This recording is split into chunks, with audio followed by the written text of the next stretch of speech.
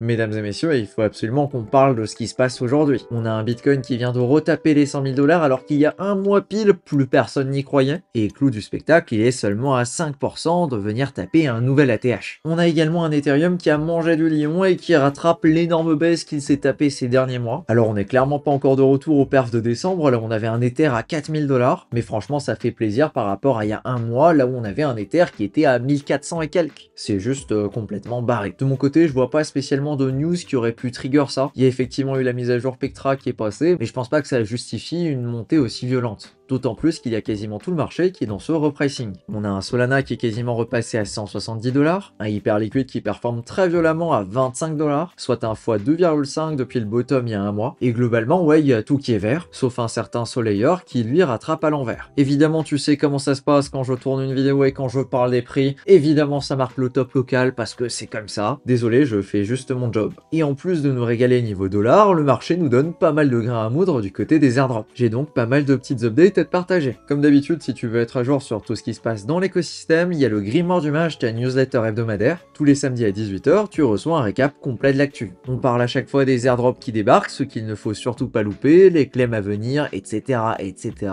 Bref, toutes les informations que t'as pas envie de passer à côté et qui malheureusement peuvent être très vite oubliées. C'est justement parce que la crypto c'est super chronophage qu'on a déployé ça. Et pour info, le récap de la semaine est complètement gratuit, c'est directement le premier lien en description. Ok, on passe aux informations importantes qu'il ne fallait surtout pas louper cette semaine. Premier point super rapide et qui m'a clairement pris de vitesse, c'est l'enregistrement pour le token $Dood de chez Doodles, qui n'a même pas duré 3 jours en fait, parce que je viens de le découvrir là, les pré-enregistrements sont déjà terminés. C'est quand même giga douteux, à mon avis ça sent le token qui va tomber vers 0 très rapidement. Vraisemblablement aucune utilité aujourd'hui, et surtout les tokens des NFT en général ont des performances qui sont pires que médiocres. Deuxième point bien plus intéressant, celui-ci, on a des news sur Resolve. Il va y avoir une période d'enregistrement d'une semaine et elle devrait commencer à partir de la semaine prochaine. Il y aura 10% de la supply qui sera airdroppée. Il n'y a pas de date indiquée directement dans la documentation. Cependant, on peut s'attendre à ce que ça lance dans les prochaines semaines. Et à mon avis, on est encore une fois sur un projet typique qui a décidé de reporter son lancement à plusieurs reprises. Et le problème, c'est qu'en faisant ça, ils sont passés complètement à côté de leur pic d'attention. Aujourd'hui, c'est un truc dont plus personne ne parle, Resolve. Et c'est pas moi qui le dis, il suffit de regarder la charte au niveau de la TVL. Je m'attends vraiment pas à ce que l'airdrop soit giga fameux, et sur ce genre de play,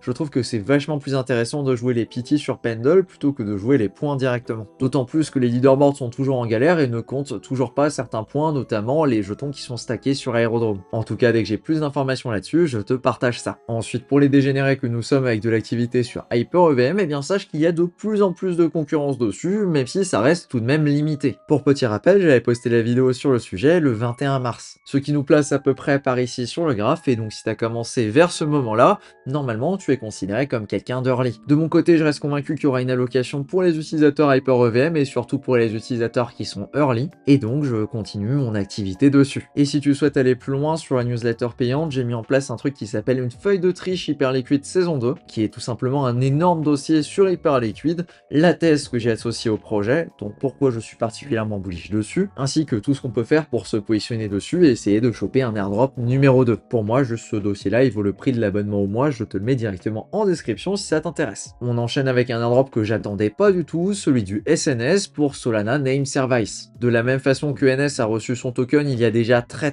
longtemps, d'ailleurs c'est encore valorisé à 2,3 milliards de FDV, je sais pas comment c'est possible, et bien on a un checker pour le SNS, le token de Solana Name Service. Il y a vraiment pas de suspense, c'est posséder un nom de domaine en .sol ainsi que quelques autres conditions. Si tu veux regarder ça, je te le mets directement en description. Il y a également un claim pour un meme coin sur la BSC, mais je suis pas sûr que ce soit si intéressant que ça. Des retours que j'ai eu, ce qu'on récupère, ça correspond à peu près à ce qu'on dépense en frais juste pour le claim. Je te le mets quand même en description, mais vérifie bien avant de récupérer le token. Pour les tout premiers utilisateurs d'Hyper-EVM qui ont débarqué avec du L-Hype avant le 9 mars, ça représente vraiment pas grand monde, il y a seulement 1300 wallets qui sont éligibles, il va y avoir un airdrop du token de Looped Hype. Il y a un enregistrement à faire si c'est ton cas et je te le mets directement dans la description. On a également la fin d'un dossier qu'on a commencé il y a vraiment un paquet de temps, c'est la fin de Boyco. Tu sais, la fameuse campagne, là on pouvait déposer de la liquidité sur Berachain, sauf qu'elle était loquée pendant 30 ou 90 jours. Et ben là il y a les rewards qui sont franchement pas folles, niveau yield on est sur un petit 1, 2, peut-être même 3% pour les plus chanceux, distribués du coup sur cette période de 90 jours. Et donc maintenant tu peux venir récupérer ces fameux tokens en Bera et tu peux également venir withdraw les tokens que tu avais déposés. Pareil, je te mets les liens en description si tu es concerné. Attention, sachant que ça se passe sur Ethereum, les GUE sont assez élevés en ce moment, donc c'est peut-être le moment de patienter un petit peu avant de passer tes transactions. Ça fait vraiment une éternité qu'il s'est pas passé autant de trucs sur Ethereum, alors on va pas se plaindre aujourd'hui. On a ensuite un pré-market qui est disponible sur Eclipse et pour lequel il n'y a quasiment pas de volume. Concernant Eclipse, je sais pas vraiment ce qu'ils font. Ils sont a priori toujours en train de bosser pour l'interface de leur token qui s'appelle le $Bits, qui est quelque chose qu'ils ont développé juste pour le fun et qui reprend les mécaniques de Bitcoin. Et normalement, il y a une interface qui devrait être disponible très bientôt. Mais bon, aujourd'hui, les très bientôt commencent quand même à s'accumuler. Et ça commence à se ressentir sur le Discord que les gens sont impatients, ils veulent les tokenomics, le checker, etc. Ce qui est totalement normal parce que ça fait je sais pas combien de temps que ça a été promis. Et dernier petit point, il y a actuellement un free mint qui est disponible sur Mega Ethereum. C'est basé sur Brad Guy, un petit peu le mec qui représente l'écosystème de Mega Ethereum. Il n'y a pas de limite sur le nombre de NFT qui peuvent être mintés, mais ils avaient annoncé quelque chose pour le premier million de NFT mintés. Actuellement, il y en a 1,5 million en circulation, et sachant que ça se mint en un clic, eh ben, il y en aura certainement plus. Ça sert très probablement à rien, mais ça prend vraiment 30 secondes à faire. Pareil, je te mets le lien en description. Et sur ce, on vient de faire le point sur les activités intéressantes de la semaine. Et j'ai pas mal d'idées pour du contenu en vidéo qui arrive aussi très bientôt. Donc sur ce, on se dit tout simplement ciao!